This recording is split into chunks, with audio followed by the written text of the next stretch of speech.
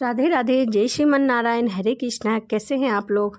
आशा करती हूँ कि श्री हरि की कृपा, श्री गणेश की कृपा आप सभी पर बनी रहे, आप सभी स्वस्थ और अच्छे हो। इसी कामना के साथ आज हम सुनेंगे माघ मास में सुनने वाली संपूर्ण कथाएं जो नित्य रोज़ सुनी जाती है नियम से। तो इसमें कई कथाएं हैं। सबसे पहले कथा हम शुरुआत करेंगे श्री गणेश जी से। चलिए, कथा सुनने से पहले मन में भगवान गणेश के नाम का स्मरण करिए और चलिए कथा को शुरू करते हैं। एक बुढ़िया माई थी जो रोज़ मिट्टी के गणेश जी की पूजा किया करती थी। बेचारी बुढ़िया माई के बनाए गए गणेश जी रोज़ गल जाया करते थे क्योंकि वह मिट्टी के थे।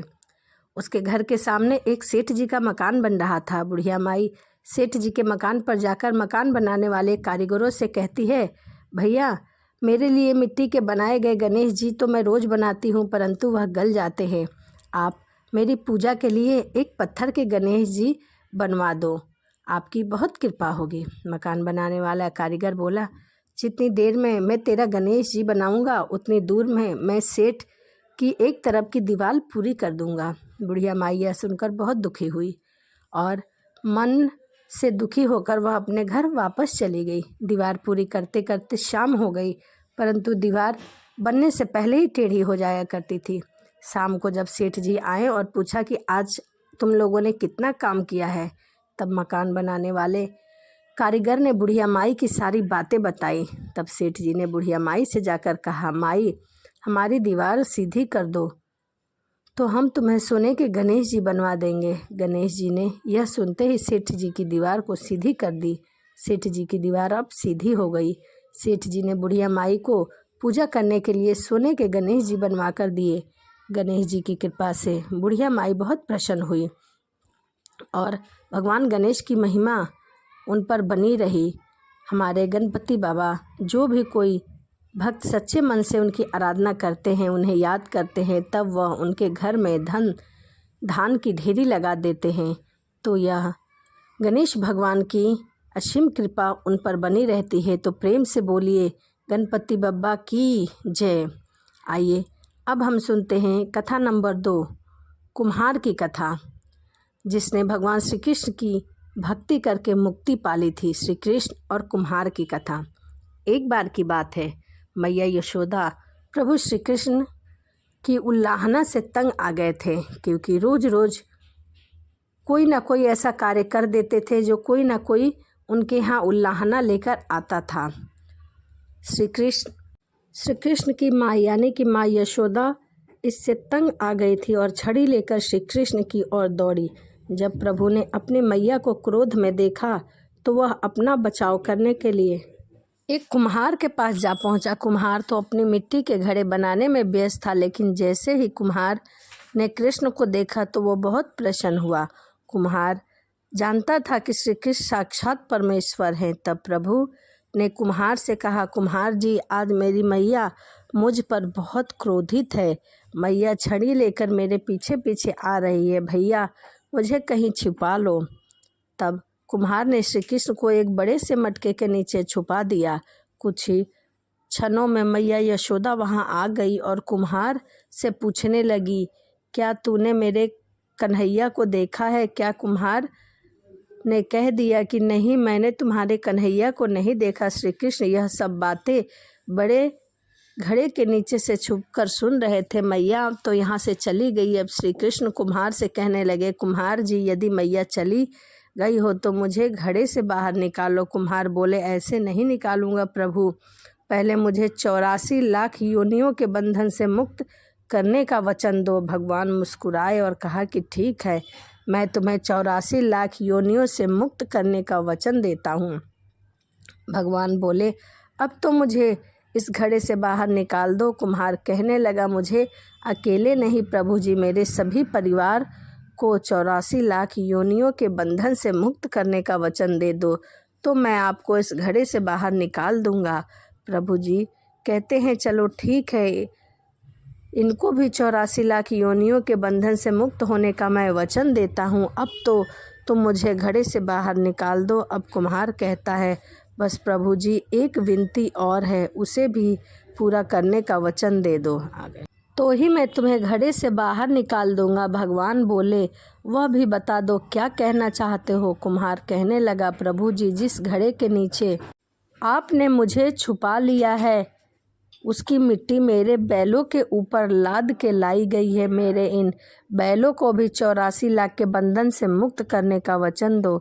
भगवान ने कुम्हार के प्रेम पर प्रसन्न होकर उस बैलों को भी 84 लाख के बंधन से मुक्त होने का वचन दिया।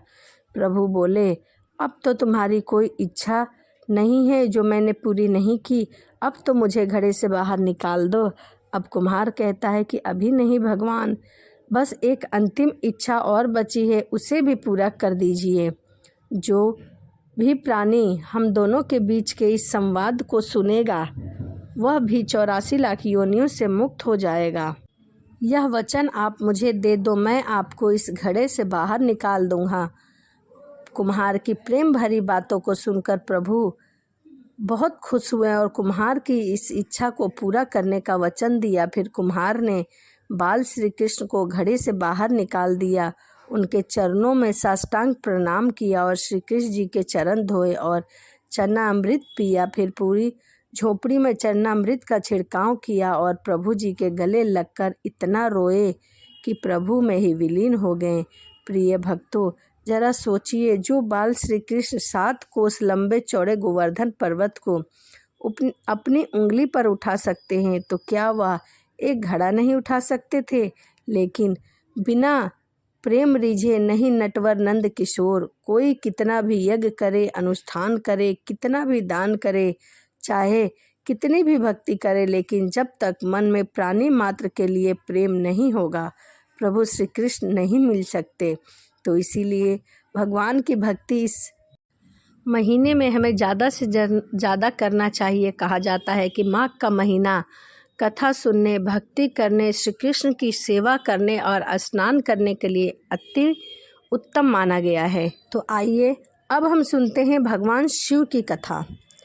भगवान शिव कार्तिकेय ने संतों को सुनाई थी। उनके अनुसार राजा श्वेत केतु जो भोलेनाथ के परम भक्त थे, उन्होंने काल को भी जीत लिया था। राजा श्वेत केतु सदाचारी, सत्यवादी, धर्म के मार्ग पर चलने वाले सूरवीर और प्रजापालक थे। वह अत्यंत ही निष्ठावान, प्रेम भाव से प्रजा का पालन और अगाध आस्था और श्रद्धा से शिव की भक्ति किया करते थे। उनके इस भाव से महाकाल शिव जी अत्यंत प्रसन्न थे। उनकी कृपा से श्वेत केतु के राज्य के लोग दुख, दरिद्रता, अकाल मृत्यु, महामारी से अछूते थे। एक दिन जब राजा श्वेत केतु का जीवन काल समाप्त होने वाला था और भोलेनाथ की आराधना में वह लीन था, तब चित्रगुप्त ने यमराज से कहा कि राजा श्वेत केतु की आयु अब पूरी हो चुकी है, अब उनके प्राणों को हरने का समय आ चुका है। अब उन्हें यमराज के दूत को आज्ञा दी कि वो जाएं और श्वेत केतु के प्राण हर कर ले आए। यमदूत राजा श्वेत केतु के पास पहुँचे तो वह शिव मंदिर में थे। दूत बाहर ही खड़े हो गए। श्वेत केतु गहरे ध्यान में थे। बहुत देर हो गई, ना श्वेत केतु का ध्यान टूटा और ना ही वह दूत हिले। दूत बिना अपना काम किए वहीं खड़े रहे। जब वे वापस यमराज के पास नहीं पहुँचे तो यमराज ने विलंब होते देखा तो काल दंड संभाल कर खुद चल पड़े। दूतों के आने में देरी होने के चलते यमराज स्वयं ही राजा श्वेत केतु के प्राण हरने पहुँचे, लेकिन वहाँ पर उन्होंने देखा कि वह तो महादेव की साधना में लीन है। अब श्वेत केतु तो लीन थे तो यमराज सोच में पड़ गए कि उनके प्राण अब कैसे हरे। उन्होंने सोचा कि अब अभी पूरी तरह शिव जी में लीन है, इस स्थिति में शिव पूजा का उल्लंघन नहीं किया जा सकता। तब वह भी बाहर खड़े हो गए। उधर जैसे ही काल को इसकी सूचना मिली तो उन्होंने तलवार निकाली और शिव मंदिर में जा घुसे।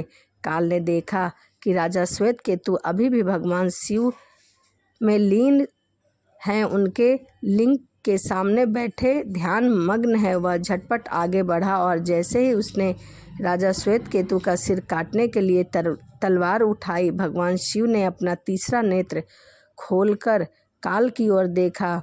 भोलेनाथ का तीसरा नेत्र खुलते ही काल वहीं राजा श्वेतकेतु के सामने चक्कर खाकर भस्म हो गया। अब क्या था, थोड़ी देर बाद जब राजा श्वेतकेतु का ध्यान टूटा तो उन्होंने अपने आंखें खोली तो राख के बदले हुए काल को देखा। उन्हें चिंता हुई कि यह कौन है, क्या है।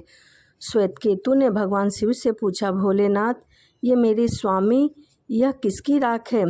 इसे किसने और क्यों जलाया है? तब भगवान भोलेनाथ ने बताया कि यह काल था जो तुम्हारे प्राणों को हरने आया था। यह बात सुनकर राजा श्वेतकेतु भगवान शिव के चरणों में लोटपोट हो गए और उनकी आंखों में श्रद्धापूर्वक आंसू की धारा बहने लगी। इसीलिए कहते हैं कि राजा श्वेतकेतु ने भगवान शिव की पूजा करके अपने काल को भी टाल दिया। हे भगवान, हे शिव जी, जो भी आपके भक्त हैं इसी प्रकार उसकी लंबी उम्र करना। हे भगवान, उनके जीवन में कभी भी कोई रोग दुख ना आए। एक बार प्रेम से बोलिए ओम नमः शिवाय। जय जय भोलेनाथ की। चलिए इसी के साथ वीडियो को समाप्त करते हैं।